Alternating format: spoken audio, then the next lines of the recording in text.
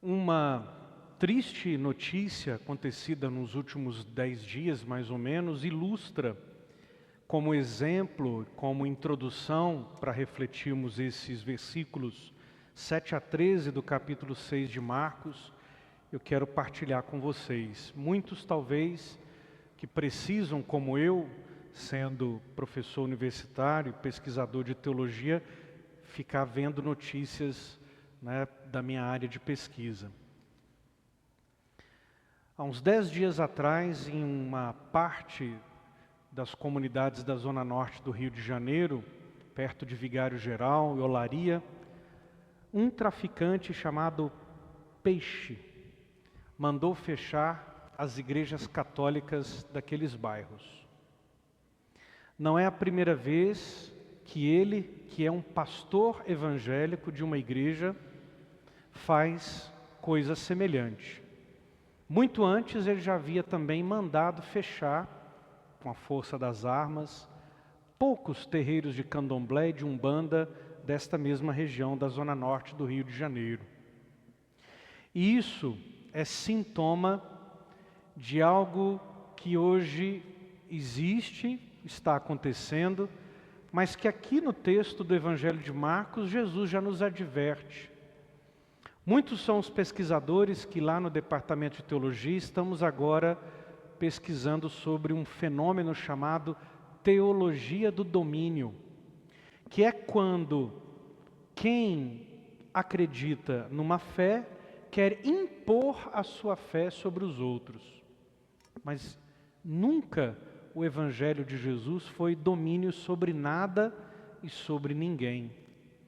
Semana passada, o fracasso de Jesus em Nazaré, sua terra natal, não fez com que este se desanimasse, mas na sequência imediata, do versículo 7 agora até o versículo 13, Jesus chama os 12 e os coloca em missão, porque a verdadeira batalha sobre o fracasso se dá na missão, e não com poder, com força e com imposição.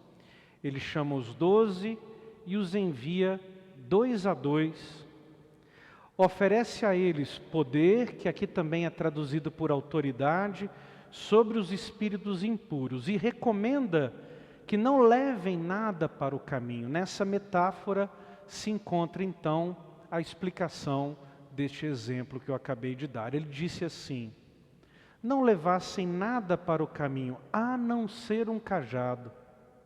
O cajado é o símbolo do pastor, e o cajado também na prática funcionava para quem iria andar pelos caminhos e ruelas da geografia lá da Judéia, da Galiléia, da Samaria, para poder ajudar a tirar algum animal do caminho, a subir num barranco, a desbastar alguma vegetação.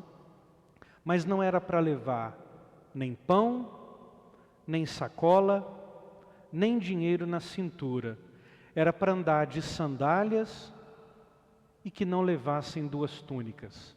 Nesta expressão está o mandato de Jesus, que quer dizer assim: o Evangelho não deve ser pregado pela força do poder, nem pela força das armas, e muito menos ainda pela força, a pior de todas, a manipulação das consciências. Que infelizmente muitas igrejas hoje, e também uma tentação constante nossa da Igreja Católica de manipular as consciências de cada um de vocês. O Evangelho de Jesus não entra no coração pela força da obrigação, e muito menos pela força do medo. Evangelizar, catequizar pelo medo, foi o pior dos métodos catequéticos que ao longo desses 2000 anos existiu no coração das pessoas. Se a gente evangeliza e catequiza pela força do medo e da imposição, nós não geramos discípulos, mas nós geramos cordeiros. Se falamos de Jesus através do medo, da punição, da morte, do inferno, do pecado, nós não geramos pessoas que amam Jesus, mas que têm medo de Deus. E esse medo se transforma então nestas aberrações que costumamos ver, como infelizmente vimos agora, como aconteceu no Rio de Janeiro, e não é a primeira vez, e infelizmente pode transformar-se em algo rotineiro, quando denominações cristãs querem tentar impor sua vontade, porque acham que é a única palavra sobre Jesus e ponto final. Vamos fazer uma digressão na história e vamos observar todas as vezes que a igreja fez a sua imposição pela força, sempre deu errado. Durante a Idade Média, quando a igreja foi dona de terras, foi suzerana de terras, foi rica e poderosa, nunca o clero esteve tão corrompido e nunca o evangelho de verdade apareceu no coração das pessoas. E nos últimos tempos, quanto mais ela se liberta da tentação do poder e da força, mais livre ela se encontra para entrar no coração das pessoas. Essa é uma tentação constante, essa dificuldade de imaginar que a igreja não precisa, ou aliás, que a igreja precisa de estruturas poderosas para se fazer vencer no meio do mundo, é uma tentação que, como predisse Jesus, está presente no coração da gente. Por isso o seu mandato e o seu envio de não carregar nada para que o evangelizador faça acontecer o seu trabalho. A graça de Deus age pela liberdade de amar e não pela imposição da força. Muitos dizem assim: olha, padre, tem muita gente que está saindo da igreja católica, o senhor não fica preocupado? Eu vou repetir o que eu escutei dos meus professores, dos bispos velhos que eu conheci, muitos que já morreram, disseram assim: quem nos deixou nunca foi nosso. Provavelmente sempre estiveram conosco por medo, ou por tradição, ou por imposição. Quem de verdade faz a sua experiência de Deus profunda no coração e é discípulo e seguidor e se identifica com sua comunidade, com o lugar aonde ele é convidado a evangelizar e colocar os seus dons, não deixa a igreja de Jesus por nenhum tipo de tentação ou nenhum tipo de dissabor. Continua e permanece como discípulo e discípula evangelizador. A autoridade que Jesus oferece para os discípulos, vale a bem recordar, e eu termino com essa reflexão, muita gente esqueceu o significado da palavra autoridade.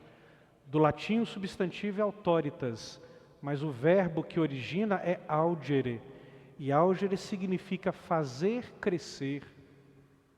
Quem tem autoridade tem a obrigação de fazer crescer quem é, por ele, liderado muito.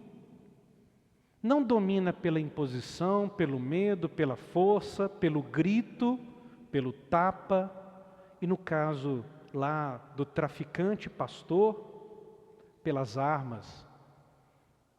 É por isso que desde os gregos escutamos assim a mensagem: o discípulo sempre supera o mestre.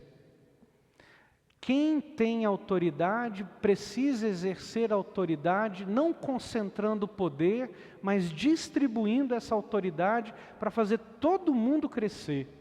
Traduzindo isso para o dia a dia das nossas comunidades, paróquias e até mesmo dioceses, o bispo e os padres não são quem concentram neles o poder de fazer as coisas, mas quem ensina a fazer, e empurra, sopra, incentiva, coordena, manda para a frente, não manda de cima para baixo, para fazer assim acontecer o Evangelho pela liberdade da consciência e do coração, e não pela força e pelo medo da condenação, do inferno, ou de que um dia Deus possa não gostar mais da gente, porque a gente não está fazendo tudo direitinho. Ele vai continuar amando a gente muito. E quando a gente faz por amor, a recompensa vem imediatamente. Os 12 partiram e pregaram que todos se convertessem.